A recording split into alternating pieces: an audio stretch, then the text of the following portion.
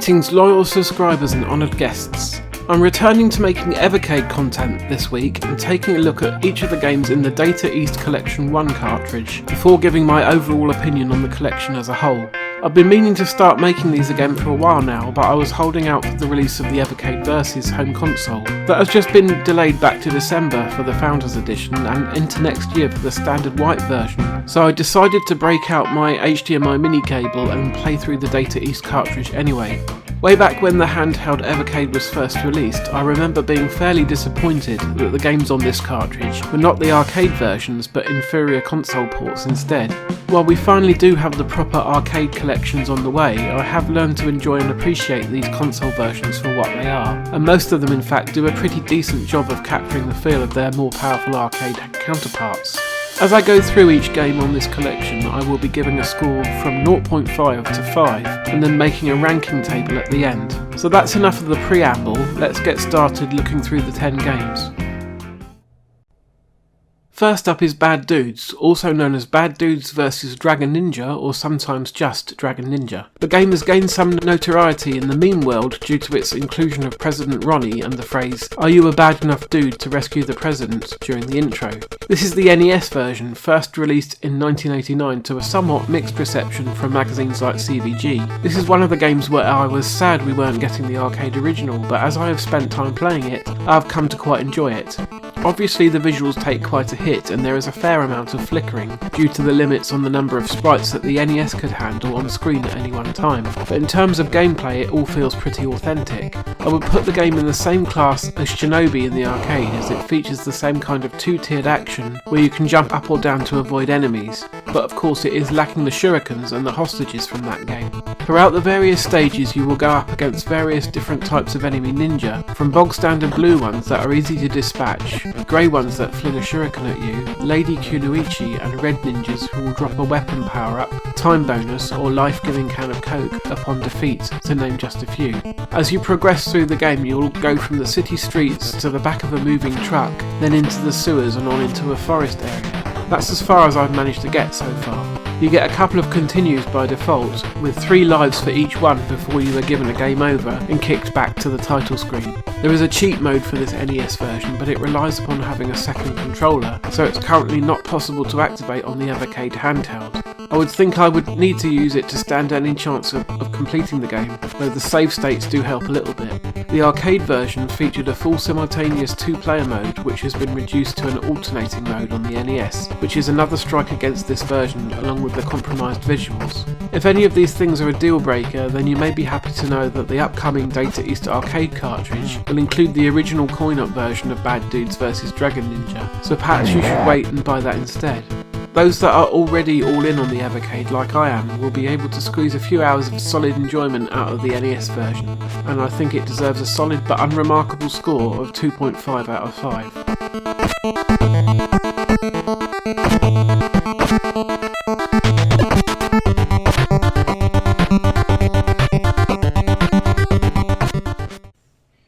The second game in the collection is Burnin' Rubber, more commonly known outside of Europe as Bump and Jump. Being a rather more modest game to begin with, it has made the tradition from the arcade versions to the NES a lot more intact. Bump and Jump is simply a joy to play and is full of colourful graphics and jaunty little tunes. At first glance it looks a bit like Spy Hunter with its top-down view and vertical orientation, but there are no weapons in play here. As the US title would suggest, you get rid of the enemy cars that are constantly jostling you by bumping them off the road. You'll also bump them into each other a lot and send them careening around like pinballs caught in pop bumpers. Periodically there are also massive gaps in the road that you need to jump over, but thankfully the game gives you plenty of warning before these appear and the controls are nice and responsive as well. You also need to manage your fuel level by collecting the P icons, for petrol I would guess. As you clear each stage you will be given bonus points for the number of cars that you destroyed and for any fuel that you have left in your tank. So far I haven't been able to proceed past stage 3 as it gets fairly difficult by that point. The graphics for that one resemble rice fields with patches of water on the track where you will come a cropper if you fall in. Burnin' Rubber is a nice simple game to pick up and play from time to time and makes for the perfect score chase game, but it's not something you will probably be playing for hours on end. It does remain one of the stronger titles in this collection though, and I'm going to give it a score of 3.5 overall.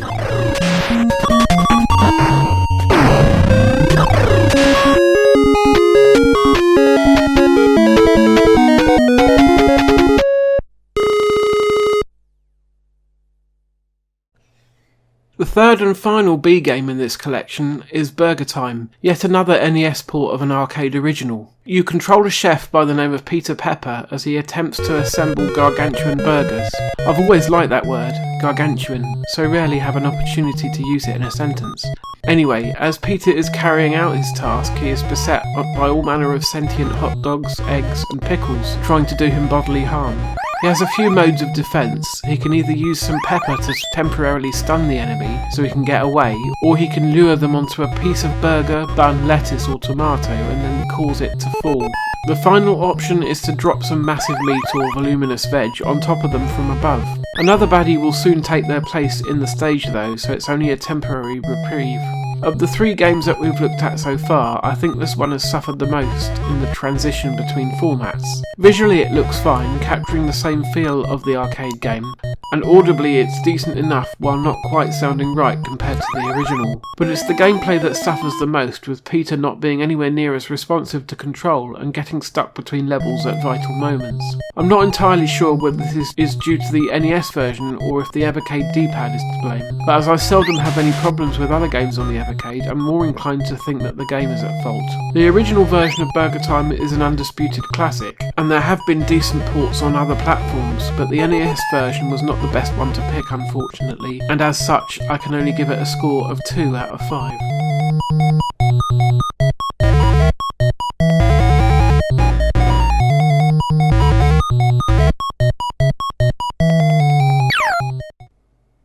For some strange reason, the alphabetical ordering is briefly abandoned for the next game in the cartridge, which is Two Crude Dudes. I have never liked this game. I think the art style is really ugly. I used to see the arcade game all the time when I would visit the Pier and the other seaside arcades in my hometown during the 90s, and it never appealed to me enough to want to play it. This is the Genesis or Mega Drive version, which is even uglier than the original. It never really dawned on me that this is a spiritual successor to Bad Dudes, despite the dude bit in the title, but playing it you can kind of see a vague similarity. Bad Dudes is a much better game though. Two Crude Dudes tries to be all edgy and cool with its post-apocalyptic setting, its punk-style characters and its weird mutants, but I just found it to be incredibly naff. Being able to pick up all sorts of objects and throw them at your enemies is kind of fun, but that's pretty much the only enjoyment that I gleaned from this game. I'm going to give it a score of 1.5, as the game is not what you would consider broken in any way, it's just not fun or enjoyable.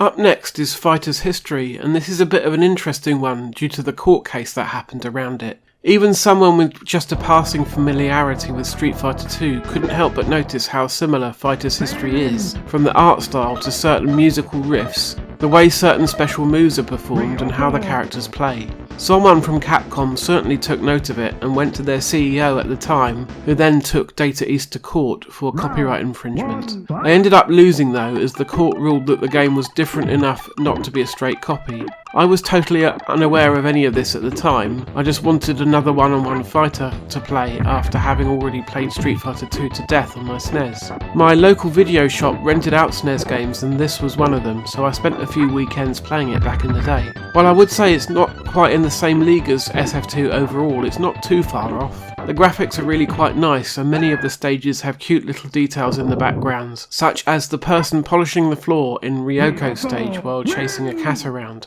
It controls well too, and I got to grips while I was playing as Ryoko fairly quickly, though she is one of the easier characters in the roster to learn and I was playing on the easiest setting. Of course, a good deal of the longevity of a game like this comes from the two-player mode, something which is currently off limits to all of us until the Evercade Versus is released. If we could play this game with a friend, then the score would increase by half a point, so please bear that in mind. Interestingly, this is one of 2 games in this collection that feature Karnov, though sadly his own game is nowhere to be found. Hopefully it will be included in a future Data East collection too. On the whole, I think this is a pretty solid fighting game that you can squeeze some enjoyment out of in single player while you learn the characters, but without the 2-player mode the appeal is somewhat limited, so it's going to get a score of 3 from me.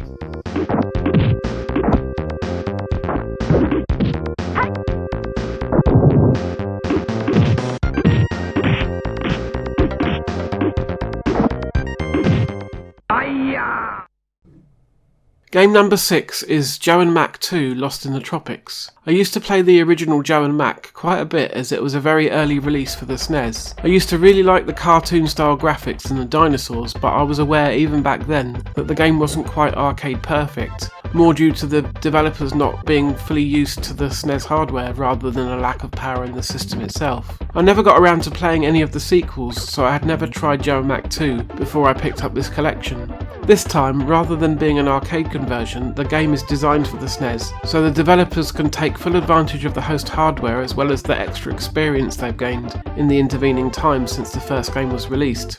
Any slowdown which cropped up from time to time in the first Joe and Mac has been completely eliminated, and the cartoony visuals are packed with detail and vibrant colour. This is a really fun and well-designed platform game which I think may actually challenge the likes of Donkey Kong Country in terms of quality. It can get rather challenging at times, so I haven't completed it yet, but it's good enough that I do want to eventually. The game also features a co-op 2-player mode which of course cannot be accessed at the moment, so this will be another one well worth revisiting once the Evercade Versus finally arrives. Even without that though, this game is great and I'm going to give it a 4 out of 5.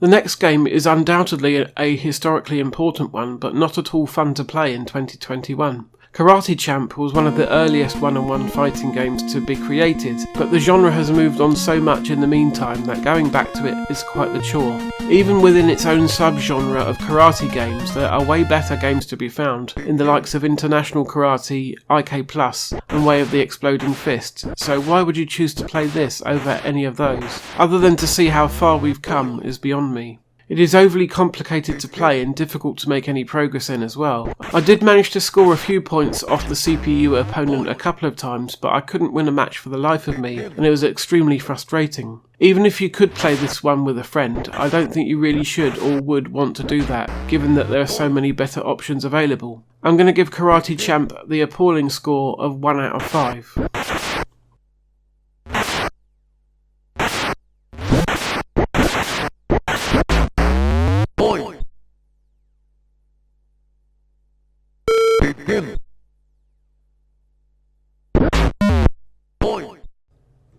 After the lowest of the low, we come back strong with another one of the best games in this collection, in the form of Magical Drop 2. This is a wonderful, addictive puzzle game with fantastic graphics and overall presentation, and a whole host of different modes to play. There's a story mode which is quite nonsensical but good fun nonetheless, and there is an endless mode which I found quite difficult to put down. There is also a challenge mode which I have tried but failed fairly quickly because I haven't quite got the hang of all the nuances of the gameplay just yet, such as setting up big combos or being as fast as I could possibly be at clearing the balls. Finally, there is a versus mode for 2 players, which will be a really good time just as soon as we can take advantage of it. Magical Drop 2 is great when played in either handheld mode or on a big screen TV. It serves well as something quick to play while waiting for something, or as a longer session with the endless option, and there are a range of different difficulty options to pick from if you haven't played before and are just finding your feet. It is one of the finest games on this collection, and so I'm going to give it the same score I gave Joe and Mac 2, which, if you've already forgotten, was a 4.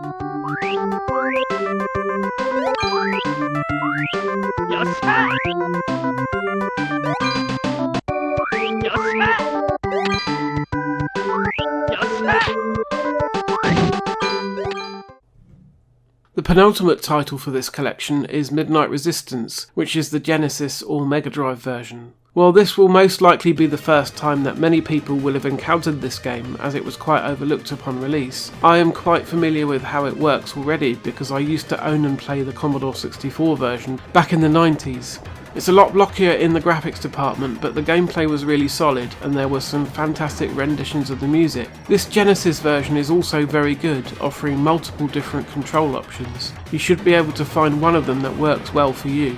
This is a run and gun game, a little bit like something in the Contra series, except not nearly as punishingly difficult as most entries in that series. And it also doesn't veer as much into sci-fi territory with aliens or anything like that. Data East have reused the red key mechanic from their earlier arcade game Heavy Barrel, and this time you use the keys to buy new weapons, extra lives, shields and more in the shops that appear from time to time. This is a fun and playable game with a decent amount of challenge to it. Some slowdown does tend to creep in when there are a lot of enemies on the screen, which is unfortunate, but other than that it's well worth you checking it out. I'm going to award it a score of 3.5 as I don't think it's quite in the same league as the best games in this collection.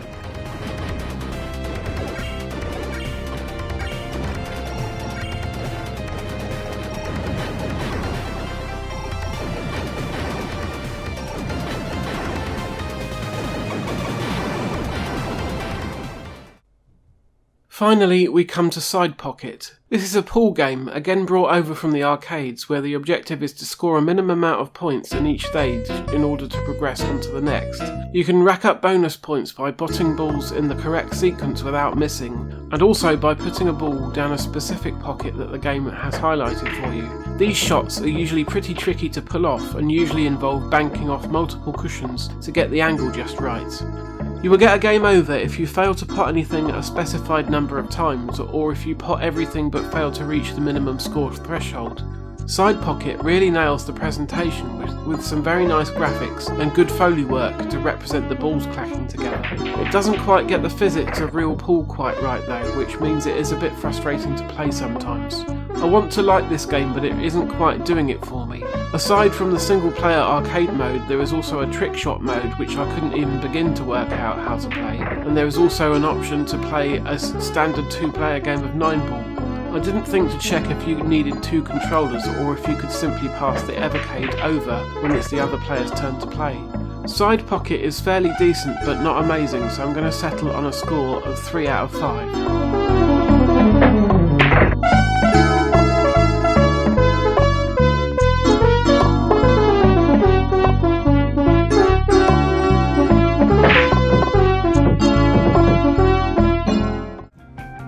So that's all of the games.